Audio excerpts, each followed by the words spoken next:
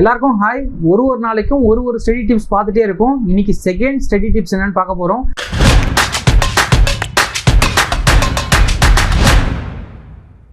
ஒரு கொஸ்டினை படிக்கும்போது ஃபாஸ்ட்டாகவும் படிக்கணும், மறக்கவும் கூடாது, தூக்கமும் வரக்கூடாது. இதுக்கு நம்ம என்ன பண்ணுறது அப்படின்னு சொல்லிட்டு தான் இந்த வீடியோவில் பார்க்க போகிறோம். இந்த டெக்னிக் பேர் ஆக்சுவலாக என்னன்னு சொல்லுவாங்கன்னா 4 3 2 1 அப்படின்னு சொல்லுவாங்க. நீங்கள் ஒரு கொஸ்டின், ஒரு டஃப்பான கொஸ்டின் வச்சுக்கோங்களேன், ஒரு டைமரை கையில் வச்சுக்கோங்க. அந்த டைமரை ஆன் பண்ணிவிட்டு ஒரு 4 மினிட்ஸ் அந்த அலாரம் அடிக்கிற மாதிரி கூட வச்சுக்கலாம். நீங்கள் ஒரு 4 மினிட்ஸ் வந்து கண்டினியூவாக அந்த கொஸ்டின் படிக்கணும். அந்த 4 மினிட்ஸ் முடிஞ்சவொடனே, 4 நிமிஷம் முடிஞ்சவொடனே எது வரைக்கும் படிச்சிருக்கீங்களோ அது வரைக்கும் ஒரு ப்ராக்கெட் போட்டுக்கோங்க.